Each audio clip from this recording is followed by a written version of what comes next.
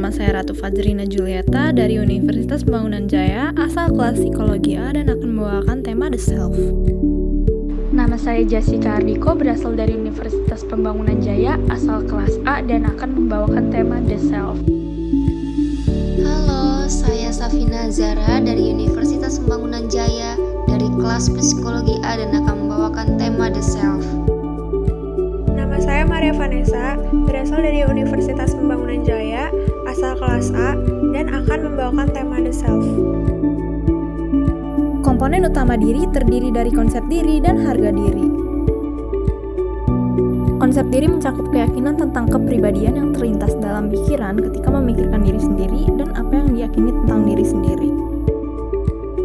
Faktor yang membentuk konsep diri yaitu pengamatan diri, kelompok referensi, feedback dari orang lain, konteks sosial, dan nilai budaya. Harga diri.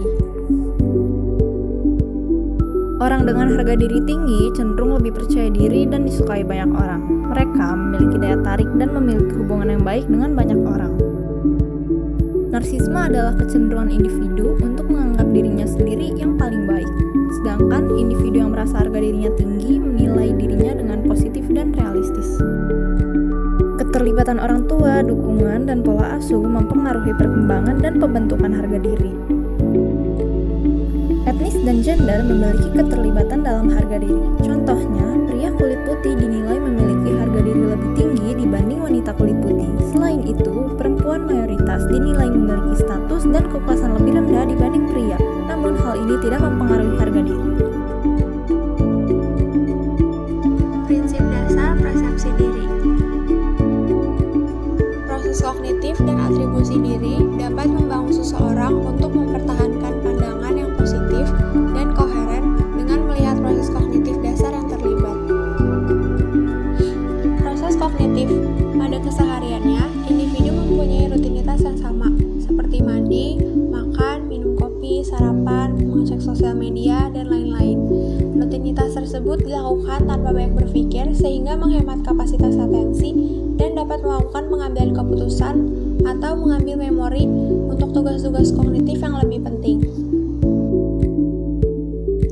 Atribusi diri. Atribusi diri adalah kesimpulan yang ditarik oleh seseorang mengenai perilaku mereka sendiri. Atribusi memberikan kesimpulan yang akan mewakili dugaan pada setiap orang.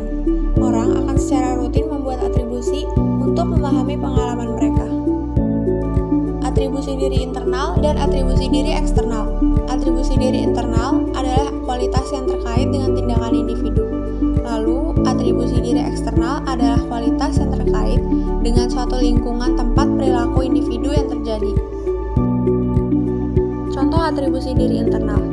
Saat Anda mendapat nilai buruk di mata kuliah statistik, Anda akan merasa bahwa kegagalan tersebut disebabkan karena kurangnya persiapan diri, sehingga Anda cemas saat mengerjakannya.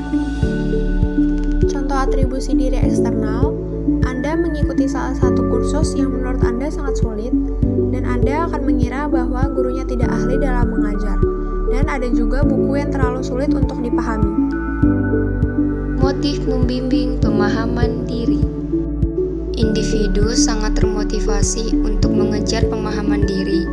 Pemahaman diri didorong oleh 3 motif utama, yaitu penilaian, verifikasi, dan peningkatan.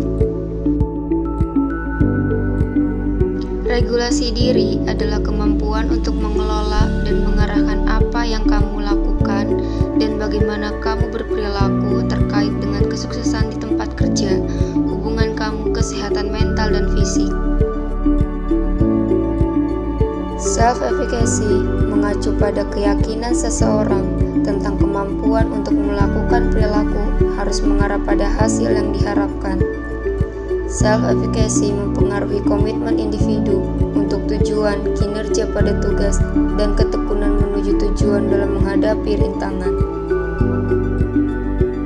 Ada 2 cara dalam meningkatkan self-efficacy. Yang pertama, melihat orang lain melakukan keterampilan yang ingin dipelajari, dan yang kedua, dorongan dari orang lain. Contohnya, ketika kamu kesulitan berkencan, teman kamu akan memberi dorongan supaya kamu bisa berkencan. perilaku mengalahkan diri sendiri.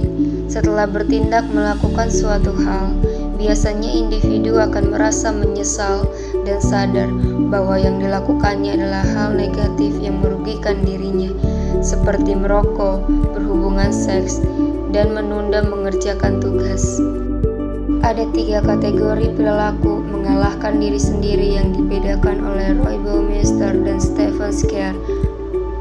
Yang pertama, internasionalitas, kesadaran individu bahwa suatu perilaku dapat memungkinkan melukai dirinya. Yang kedua, self-handicapping, contohnya mabuk sebelum ujian yang dapat memungkinkan kegagalan. Yang ketiga, strategi kontraproduktif, individu mengejar hasil yang diinginkan tetapi salah arah karena menggunakan pendekatan yang gagal. Presentasi diri. Konsep diri melibatkan bagaimana Anda melihat diri sendiri, sedangkan di situasi publik Anda melibatkan orang lain tentang bagaimana Anda ingin dilihat. Diri publik adalah gambaran yang ingin Anda sajikan kepada orang lain saat berinteraksi sosial. Manajemen kesan mengacu kepada upaya sadar yang dilakukan individu untuk mempengaruhi bagaimana orang lain berpikir tentang mereka. Manajemen kesan dapat dilakukan dengan menggunakan 6 strategi. 1. Ingratiasi. Ingratiasi adalah individu berperilaku dengan cara membuat diri mereka disukai orang lain. Promosi diri. Motivasi di balik promosi adalah untuk mendapatkan rasa hormat. Memberikan contoh. Individu memberikan perilaku yang dapat diteladani untuk mengapai penghargaan khusus. Intimidasi. Strategi ini mengirimkan pesan. Contohnya, jangan main-main dengan saya. Permohonan adalah biasanya merupakan taktik atau pilihan terakhir untuk mendapatkan bantuan orang lain. Pengakuan negatif. Dengan mengakui pengakuan negatif dapat memicu respon positif. Mengembangkan self-esteem.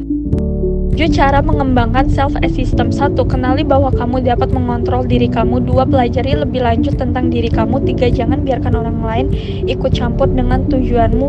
4. Kenali tujuan yang tidak realistis. 5. Ubah negatif self-talk. 6. Tekankan kekuatan kamu. 7. Dekati orang lain dengan pandangan positif. Konsep diri adalah perilaku seseorang di masa kini dan masa depan yang dapat mempengaruhi kehidupan sehari-harinya. Sedangkan harga diri adalah evaluasi seseorang tentang dirinya yang bisa mempengaruhi kesejahteraan emosional dan kesejahteraan hidup. Umumnya, individu mengaitkan perilaku mereka dengan faktor internal atau eksternal dan faktor kestabilan. Mereka cenderung pesimis dalam mencerna peristiwa yang telah terjadi. Self-efficacy memainkan peran penting dalam melakukan tindakan tertentu. Ada beberapa individu yang tanpa disadari telah melakukan hal yang buruk bagi dirinya sendiri. Kebanyakan individu menampilkan diri mereka versi terbaiknya untuk orang lain. Mereka menggunakan beberapa strategi, yaitu ingratiation, promosi diri, keteladanan, intimidasi, permohonan, dan pengakuan negatif. Adapun cara untuk membangun self-esteem untuk harga diri yang lebih tinggi dengan mengendalikan diri sendiri, mempelajari diri lebih baik, jangan biarkan orang lain ikut campur, kenali tujuan, ubah pemikiran negatif, dan mendekati orang lain dengan vibes yang positif. Sekian presentasi dari kami. Terima kasih dan sampai jumpa.